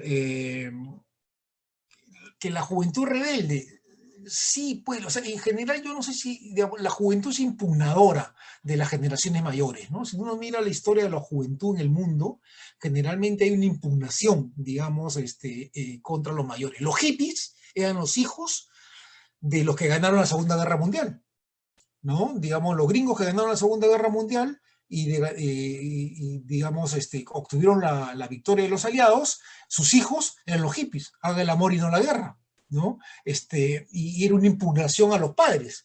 Y así uno puede mirar que hay una dialéctica, digamos, en el desarrollo de la juventud, ¿no? Entonces hay una posibilidad impugnadora muy grande que yo no sé si llamarla rebeldía, ¿no? Y no sé si es generalizado, creo que es focalizado a algunos jóvenes, ¿no? Pero quiero también señalar, como dice mi amigo colombiano, digamos acá Sacha, de que no se puede negar que hay actos de violencia irracionales y hay robo. Pero yo les digo una cosa, ustedes miren las estadísticas de muertos por temas de fútbol.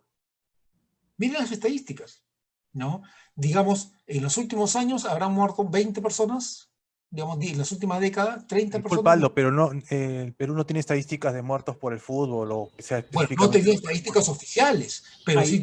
Alguien tiene que hacerlo en la prensa, tiene que sentarse a recopilar prensa. hay algo importante con lo que está diciendo Aldo, que apenas los interrumpo.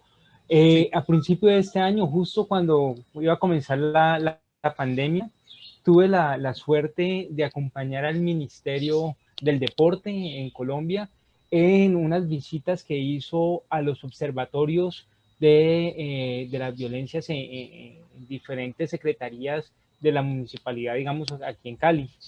Ustedes sí tienen data. Y nosotros en Cali tenemos en este momento, en Colombia, tenemos unos observatorios que cruzan la información y van generando esas dinámicas concretas sobre lo que ha sido las muertes dentro y digamos, en razón las barras de fútbol.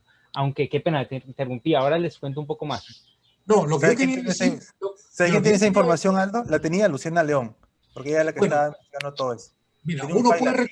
uno puede recopilar, digamos, pero te digo que en accidente de tránsito, las combis matan más gente que el fútbol. Ah, sí, lógico, seguramente, ¿no? Nada más. Claro. A ver, bueno, una pregunta mía para Sacha antes, porque me han estado preguntando también para Aldo. Era, bueno, si a modo general, ¿cuáles fueron las principales, bueno, dificultades que tuvieron allá en Colombia al implementar, la política del plan decenal?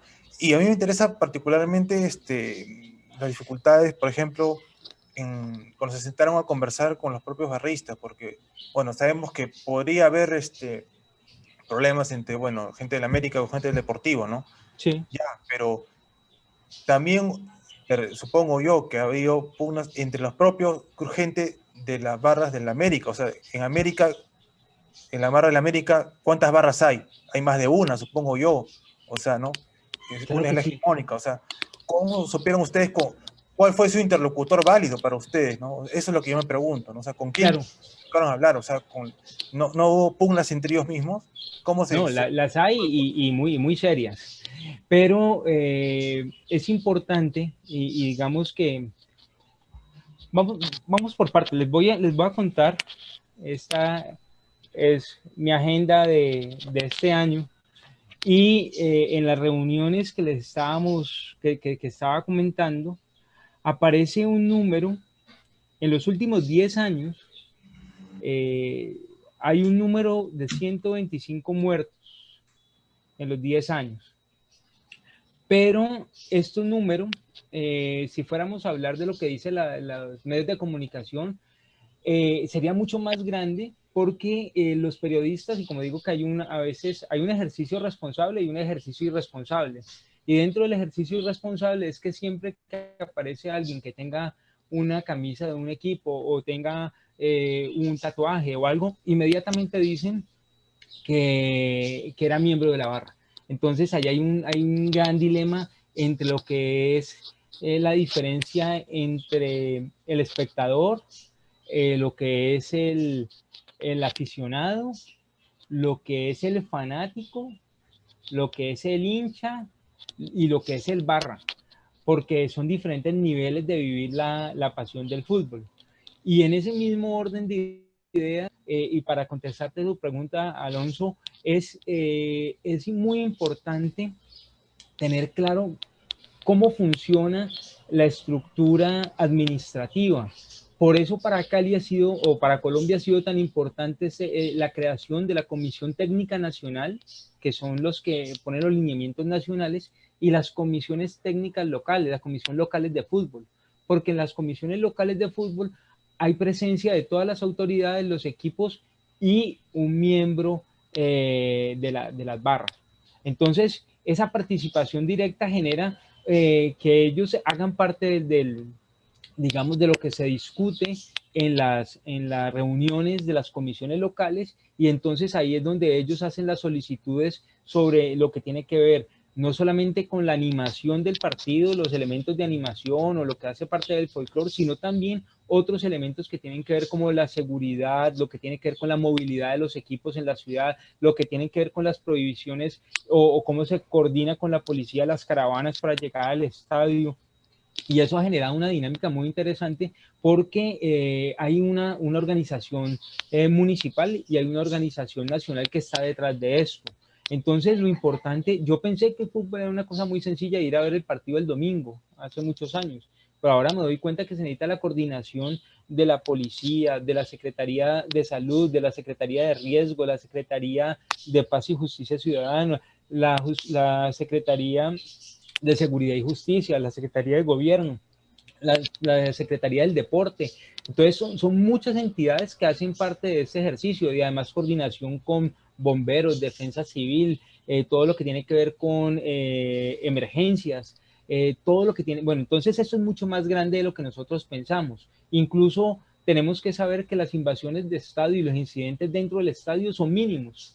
y ahora cada vez más controlados, porque tenemos todo lo que tiene que ver con las cámaras, todo lo que es el control al ingreso, la medida de alcoholemia para que no entren las personas que tienen consumo de alcohol o llegan en estado de embriaguez o sustancias, lo que es con la revisión de la cédula para saber quién es el que está entrando. Incluso en la propia puerta del estadio, a muchas personas las detienen no por cosas de barras ni eso, sino por delitos que han cometido y están reportados. Entonces ahí mismo tenemos un camión que tiene que ver con infancia y adolescencia, donde van a hacerle el trámite a las personas con la comisaría de familia y de menores. Tenemos un asunto que tiene que ver con digamos, los derechos humanos y tiene que ver con entidades como la personería, que brinda un servicio, digamos, adicional para los derechos del hincha y que haya una seguridad.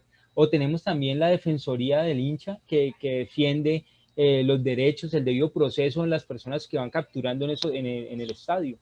No se puede decir que no se entren sustancias, que no se entren armas, que no, porque siempre hay alguna cosa que pasa, pero ya no es como antes en la época de los 90 o en el 2000, que la cosa era totalmente, digamos, un riesgo, y por eso las familias no volvieron. Ahora está mucho más controlado. Siguen dándose casos, pero están más controlados.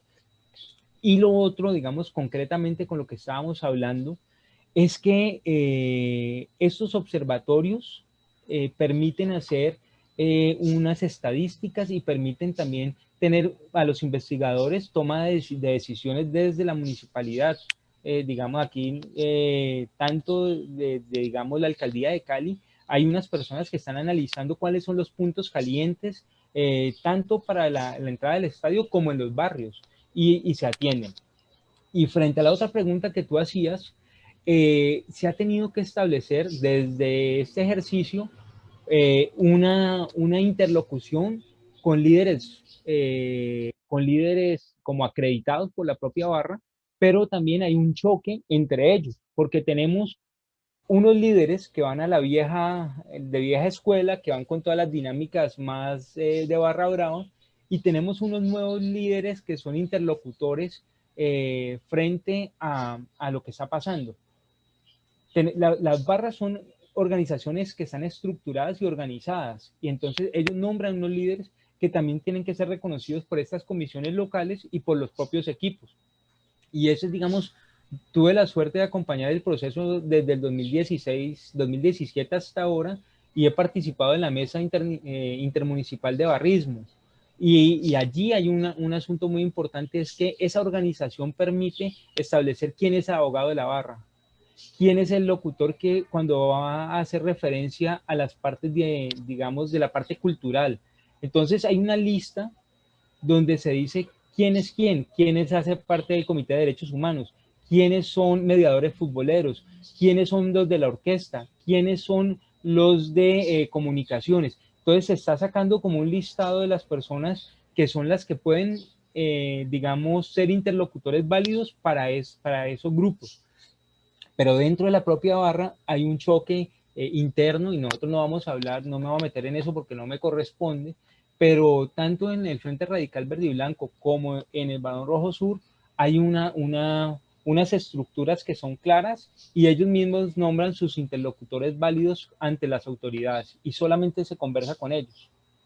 Ok, sí, claro, entiendo. Hay algunas más preguntas para Aldo. Bueno, por ahí también algunas para Sasha. Nos quedan algunos minutos todavía de clase. Igual voy a agrupar algunas preguntas para no estar desperdiciando también mucho tiempo, ¿no? A ver, acá, ¿quién es? ¿Es Estefano? Sí, a ver, Estefano pregunta. Buenas noches, profesor Aldo. Dice, bueno, una pregunta grande. En la actualidad, ¿cuáles cree usted que son los principales factores de la permanencia de la violencia de las barras bravas en la sociedad? Ese es uno. Después, un interesante, porque también acá hay muchos chicos también que vienen de provincia. En las clases me han comentado eso y justamente tiene que ver con eso, de las barras en provincia. A ver, pregunta Luis Ángel. Dice, buenas tardes a ambos, para Aldo. Dice, ¿cuál considera que es la razón principal de la ausencia de las barras futbolísticas en el interior del país, ¿no? El comentario es prácticamente imposible ver más de 2.000 personas en partidos de equipos como Huancayo o Ayacucho, ¿no? Por ejemplo, ¿no? Excepto en la final, pues, por ejemplo, tú recuerdas algo de la final, qué sé yo, Melgar Alianza, o las semifinales, ese tipo, la final del Cristal con Arequipa en 2015, creo, ahí se llena, ¿no? O el partido de la selección. Pero partidos específicos, difícil, ¿no? ¿No? Y la última, dice, Sasha señaló que algunas barras colombianas se organizan para lograr un fin político, ¿no? Como lo mencionó para las elecciones. Entonces, quisiera saber si eso si eso se ha reproducido en la historia futbolística peruana, ¿no? Ya. Lo comentaste que no, eso es un algo curioso, ¿no? Ya esas tres. Ya, ok. Para ver, empiezo por la segunda, ¿ya? Yo creo que siempre hay que pensar la relación entre lo local y lo nacional, ¿ya? Y me parece importante ubicar este problema en esa dimensión, ¿no? Si entiendo bien la pregunta, el tema es por qué no hay barras bravas, digamos, por ejemplo, en Huancayo o sea, y Ayacucho con los equipos locales, ¿no? Eso es lo que entendí. Y esto tiene que ver con dos hechos. Primero, con el hecho de que las identificaciones futbolísticas limeñas, como expresión del centralismo peruano, también tienen presencia en las regiones, ¿no? Y no tanto los equipos locales. Es una diferencia con Colombia, donde las regiones son autónomas económicamente, tienen identidades y tienen sus clubes de fútbol, y entonces disputan, si entiendo bien, Sacha, digamos, la popularidad, digamos, de los clubes de Bogotá. Incluso No es deportivamente hablando, ¿no? O sea, han sido campeones de Copa Libertadores, equipos también, de, ¿no? En también. Bogotá no, por ejemplo. Ahí nomás tienes un botón. Y ustedes saben de que por Medellín, lo por general ejemplo. el triunfo político, perdón, deportivo arrastra, digamos, popularidad. Recuerden lo que pasó con Cinciano. Bueno, ustedes no sé si recuerdan, eran chiquitos, pero Cinciano logró ser campeón de la Copa Sudamericana, tuvo su momento digamos, de cumbre. A mí me invitaron a un colegio de clase alta a dar una charla y los chiquitos tenían su polo de Cinciano, pero eso fue digamos, un sueño de un verano, digamos, no fue sostenido. Y entonces digamos, la adhesión a Cinciano, que ocurrió a nivel nacional e incluso en Lima, se desinfló. Y más, Cinciano bajó a segunda. Bajó a segunda. Bajó a segunda y su copa creo que se la robaron. Entonces, no tenía copa. Entonces, entonces yo creo que falta de arraigo en los clubes, digamos, locales, sumado a la falta de resultados deportivos exitosos. Incluso nacionales, o sea, tampoco fue campeón nacional. Claro, Melgar, está lo que te decía en 2015 nomás. efectivamente, pero Aurich campeonó y descendió, por ejemplo, en 2011. ¿sí? Campeonó y descendió. Claro, pero te digo, yo creo que, por eso pienso de que el fútbol, de alguna manera, tenemos que verlo en el conjunto de la trayectoria histórica y de las estructuras sociales. Y entonces nosotros tenemos una sociedad súper centralista, ¿no? Digamos, centralizada, Lima es todo, ¿no? En los últimos años recién hemos empezado a desarrollar regiones, pero no están tan consolidadas y entonces el centralismo limeño se expresa en el centralismo de las adhesiones deportivas, ¿no? Caso Sacha, te pido que te intervengas en este tema, pero me parece que es diferente completamente en el caso colombiano, ¿ya? Eso era la primera pregunta. ¿Cuáles son los factores de violencia prevaleciente de la barra brava que consigue? Ahora, yo creo que la barra, como decía yo, las barras bravas de la que yo conozco en el Perú están, digamos, en una disputa interna, digamos, entre el patrón, digamos, de barra brava o ritmo social, tomándome un concepto de Colombia, que no mencionó mucho Sacha. De repente le pediría una opinión, digamos, a Sacha sobre el barrismo social, pero que es un concepto que viene de Colombia y que se empieza a expandir por otros países, como yo estoy percibiendo, ¿no? Entonces, creo de que hay una disputa entre las formas, digamos, y los perfiles más violentistas y los gérmenes y las prácticas de algunas barras que buscan modificar eso. Eso es algo que está en disputa, que no está relacionado, que ocurre al mismo tiempo, ¿no? Y entonces los factores de violencia, quizás sea un romántico, digamos, como dice el amigo de Sacha, ¿no? Siento que están, digamos, estos factores de disputa, ¿cómo te podría decir? El futuro es más un trabajo tipo barrismo social que un tipo barra brava. Esa es mi apuesta. Ahora, ¿qué es lo que acentúa esto? La persistencia de la tradición del uso de barra brava, la pobreza, digamos, la desigualdad, la ausencia de oportunidades, que son temas estructuralmente de nuestra sociedad, y la falta de educación. Así me parece a mí un elemento muy importante, ¿no? Y creo que eran las dos preguntas que me hicieron, ¿no? Sí, más o menos, ¿no? Eso. No sé si me he olvidado de algo. Quizás yo podría de repente complementar algún comentario sobre el centralismo Sí, que no se vive en Colombia, por ejemplo, en nivel futbolístico. sí. Quiero partir y quiero iniciar justamente dándole la razón a Aldo, a su apreciación. El fútbol, siendo un fenómeno social, no puede desconocer que está bañado por los mismos problemas que tiene la sociedad. Entonces, el punto de partida del fútbol es la convivencia social y los problemas sociales que cada ciudad, cada país tiene son particulares, pero digamos también se hace con énfasis en las regiones y con los lugares donde pertenecen cada uno de los equipos. Entonces, por ejemplo, en Colombia tenemos una dinámica muy interesante, tenemos unos equipos de gran jerarquía, unos equipos grandes. Colombia, nosotros decimos que digamos, las dinámicas del país frente a la historia del fútbol tiene grandes equipos y grandes contendientes, sobre todo los equipos que son de las mismas ciudades donde se generan unos clásicos y unas rivalidades mucho más grandes, digamos, de lo habitual. Tenemos unas experiencias concretas como son lo que tiene que ver con el fútbol desde el punto de vista de lo que fue la historia de Colombia y especialmente del 80 y pico para acá lo que tiene que ver con el narcotráfico. Eso hace que tenga una dinámica muy compleja. Los elementos del fútbol a través de la historia del conflicto armado, que bien lo señaló Aldo, son también muy importantes y desde ese punto de vista es clarísimo que no se puede desconocer la realidad del país.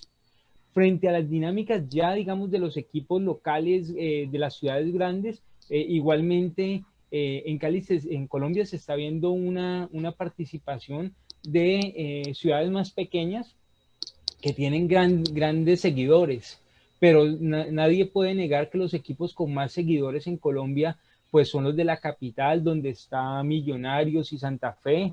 Nadie puede negar que los equipos con alto número de hinchas son el Medellín y el Nacional. Y detrás de eso tenemos un fenómeno interesante que es Cali y América. Tenemos el Junior de Barranquilla, que es un equipo que siempre está allí, siempre ha estado con una gran hinchada. Además tiene la característica de hacer parte, digamos, muy cercana de la casa de la Selección Colombia. Tenemos el Once Caldas, que también está siempre partícipe en las dinámicas, y asimismo, pues la dinámica se genera en una gran dificultad, porque cada uno de esos equipos tiene una gran cantidad de seguidores, y no solamente seguidores en las propias ciudades o en las propias localidades donde surgieron, sino que son equipos que tienen hinchada en diversos lugares del mundo. Entonces vemos como el Barón Rojo tiene hinchadas en Nueva York, Miami, Estados Unidos está lleno de hinchas del Barón Rojo, o los del Barón Rojo están también en Europa o por Latinoamérica, y es una dinámica pues muy interesante. Sin embargo, digamos, desde el punto de vista concreto, es también reconocer la influencia del club en la jerarquía y en la historia, y además el negocio, porque los clubes también es un negocio. Entonces la venta de camisetas, los fichajes de las temporadas, digamos, las redes sociales, los programas donde se generan unas dinámicas donde los jugadores se convierten también en actores sociales y influyen en la hinchada, es muy importante. Y a la par, los seguidores que se dan cuenta de ese fenómeno y también hacen parte de las dinámicas que mueven la opinión pública.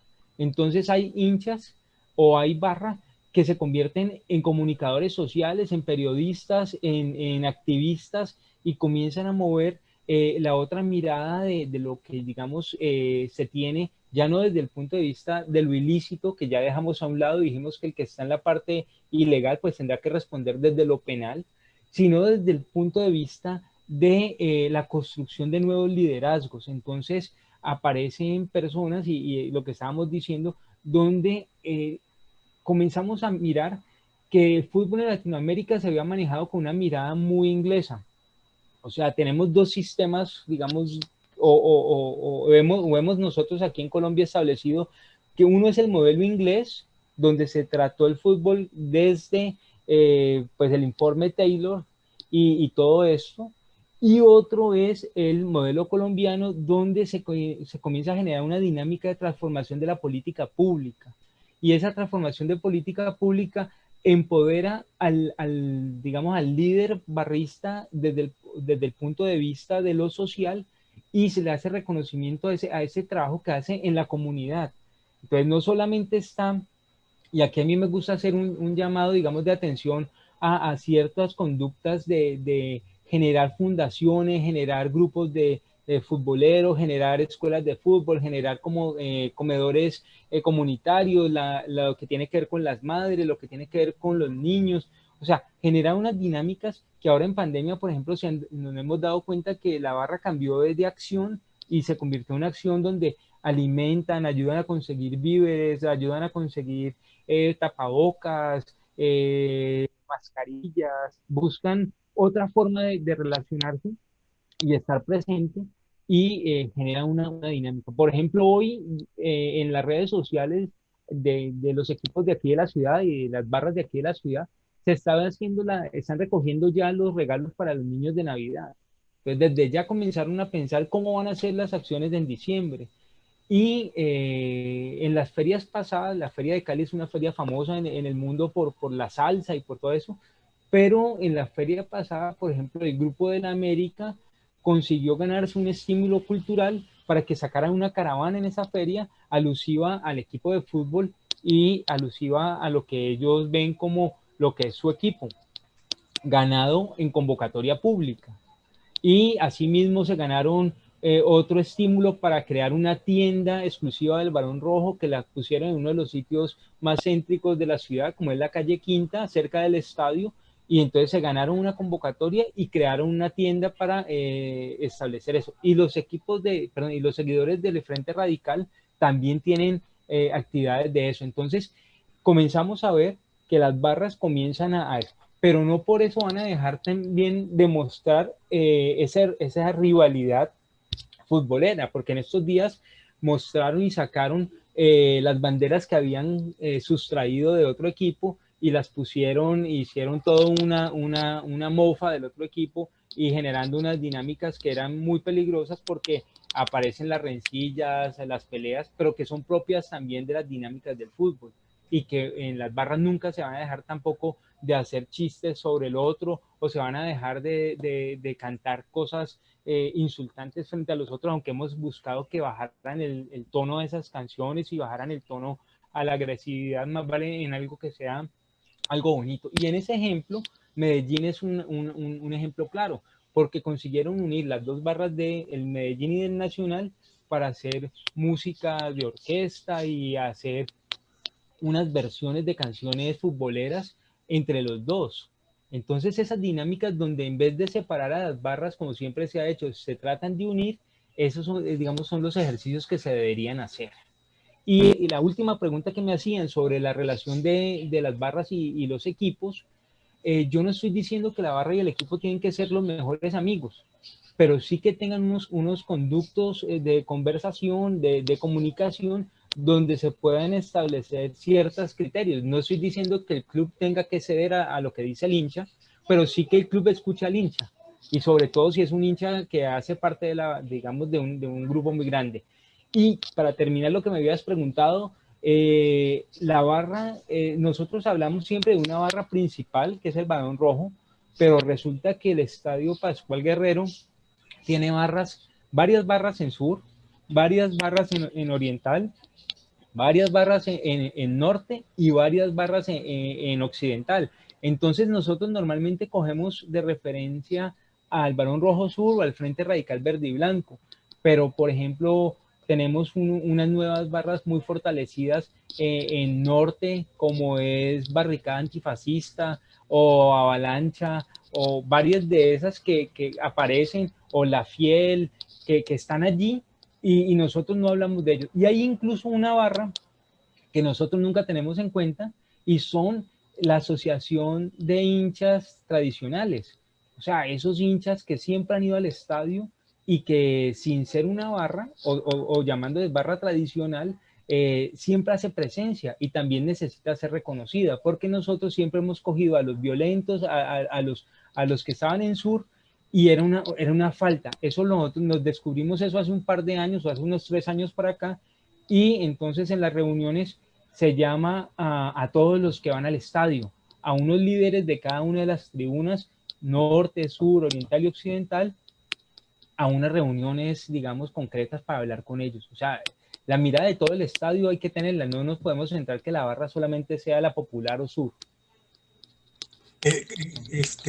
Alonso, ¿me permites? Yo sé que estás contra el tiempo, pero permíteme unos minutitos, ¿ya?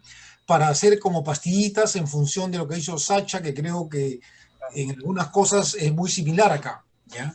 Primero, lo que nosotros denominamos, digamos, en este campo Barón Rojo, o en el campo Comando Sur, o Trinchera Norte, en realidad es una red, ¿Sí? No es una sola barra, es una red, ¿no es cierto? Y este nombre, que es el nombre histórico, es reivindicado, digamos, por distintos grupos, que a su vez son distintas barras, ¿no? Sí. La barra en el caso de mi club, digamos, la barra de Occidente, la barra de Oriente, la barra de Norte, y la barra del Sur, al mismo tiempo tiene barras distintas, cono norte, cono sur, cono este. Aquí está por bloques y...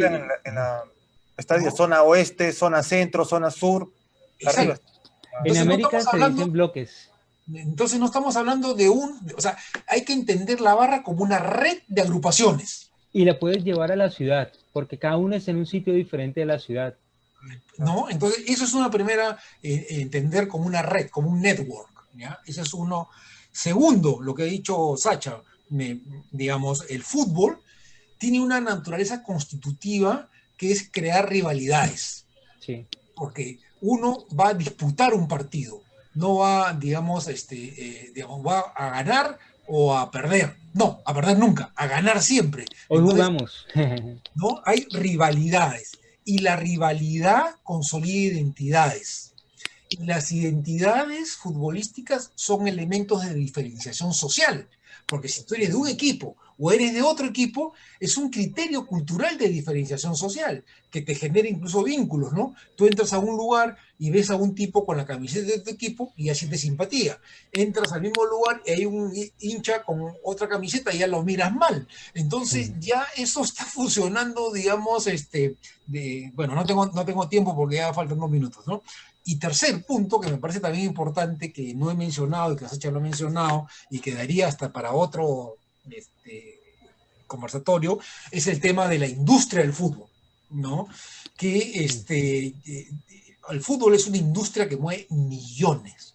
Es más, la FIFA es una gran corporación mundial, digamos que es un gran negocio, ¿no? Entonces, y que además está ausente tiene una normatividad propia por encima de los estadios nacionales, ¿no? Porque si tú no haces caso de una disposición de la FIFA, te queda fuera el Mundial, afuera de la Copa, digamos. Tiene más ¿no? miembros que la ONU. Tiene más miembros que la ONU, o sea, que las Naciones Unidas, ¿no? Entonces también hay una dimensión ¿no? Pero a lo que quiero hablar es que las barras forman parte del espectáculo de esta industria futbolística. Sí, sí. ¿No es cierto? Porque ya es las luces, el despliegue, las coreografías, digamos, incluso, digamos, las empresas subvencionan digamos, este espectáculo porque es parte ya de lo que es la industria del fútbol, ¿no? Y ahí hay recursos y hay posibilidades, digamos, de canalizar apoyos, ¿no? Son como puntitos así chiquitos, un poco complementarios a lo que ha señalado Sacha. Bueno, y una ultimita que justo se relaciona con esto que acabas de decir. Ahí preguntó Paul que de qué manera puede influir la infraestructura de qué manera puede influir la infraestructura, usar los estadios como simbolismo e imaginario para el fortalecimiento de las identidades de las barras, ¿no? De repente complementar con esto que acabas de decir. Bueno, mira, las barras, los estadios son como templos, ¿no? Digamos, y más le dicen el templo, la catedral, ¿no? Es el espacio público donde además los comportamientos sociales son permitidos, que no son, el tipo de comportamientos sociales que son permitidos en una barra, en una tribuna, no es lo mismo que no son permitidos en un centro laboral, ¿no? Entonces es un ámbito de libertad condicionado, pero y sobre todo aquellos clubes que tienen raíces en barrios específicos, la Bombonera, digamos, los estadios acentúan la territorialidad y son un símbolo cosificado en las paredes, en las tribunas y en los campos de fútbol, ¿no? Y me parece a mí que es un elemento identitario muy importante. Gerardo Álvarez precisamente ha trabajado sobre eso y anuncio que el Fondo Editorial de la Universidad va a publicar la tesis doctoral a Gerardo, que ustedes lo conocen, los primeros meses del próximo año. Claro, ya están avisados también para que guarden sus propinas. Bueno, entonces nada, ya estamos terminando, entonces nada más agradecerles nuevamente a nuestros queridos colegas y invitarlos a los chicos, bueno, a los que se animen para que prender la cámara para tomaros una pequeña foto, pues, ¿no? De recuerdo, y ahí la pasaría. Bueno, no está el delegado, no está el delegado, ya se fue el delegado. No, sí está el delegado. Y le pasaré pues ahí por el WhatsApp, ¿no? La foto, ¿no? Los animes, si de repente alguien se anima a prender la cámara para, o sea, con tradicional foto de recuerdo, si no voy a capturar la pantalla acá nomás. Aldo, aquí en Cali tenemos el estadio público que era el Pascual Guerrero, donde jugaban los dos equipos siempre, tradicionalmente, pero luego el Deportivo Cali construyó su propio estadio y es el único equipo en Colombia que tiene estadio propio por ahora. Entonces ha sido una dinámica muy interesante porque justamente en una copa, en una semifinal, la tribuna sur se la atribuyeron a los seguidores del Frente Radical del Deportivo Cali. Y entonces eso fue una pelea muy grande porque se sintieron invadidos en su territorio los seguidores del Barón Rojo. Ese día el partido terminó en una gresca, invasión de campo y unos problemas serios, pero sí, digamos, ese lado ritual de territorialidad del equipo sur, siempre se entiende la propiedad del local y el local es el que juega. Sacha, una última cosita, te robo así un minuto. Cuando estuve en Bogotá la última vez, jugaba Colombia, un partido eliminatorio, y lo que me llamó la atención fue que la dirigencia de la FARC, digamos, y el gobierno colombiano, ambos mostraron fotos con la camiseta de Colombia, ¿no? O sea, los actores de la guerra reivindicaban la selección nacional. A mí me pareció fascinante esa foto, en la cual vi el dirigente máximo de la FARC, no sé cómo se llamaba, con su camiseta de Colombia, haciendo barra, y el presidente también haciendo barra en la eliminatoria, ¿no? Bueno, no, y una adicional, una chiquita también para Sacha, nuestro común amigo Pete Watson también ha investigado eso, ¿no? De que un caso único en la región de, creo que es Santos haciendo su campaña con la camiseta puesta. Sí. Saliendo con la camiseta puesta, si no me equivoco, ¿no? Sí. Un caso único en la región. Es habitual. Y hay ciertas películas que pueden servir para el tema de investigación de Aldo, como Golpe de Estadio, y otras que tienen que ver el tema de fútbol y en relación a esos aspectos propios de colombianos. Sí. Bueno, acá están cacerolazos por mi barrio, ¿eh? Han empezado los cacerolazos. Sí, por acá. Bueno, Sacha, tengo que ir a... Sí, ya tomé la... Tranquilo, muchas gracias, un placer estar contigo nuevamente. Gracias, Gracias chicos. a todos. Ya estoy colgando el video en Paideia. Gracias. Gracias, hasta luego. Nos vemos. Gracias.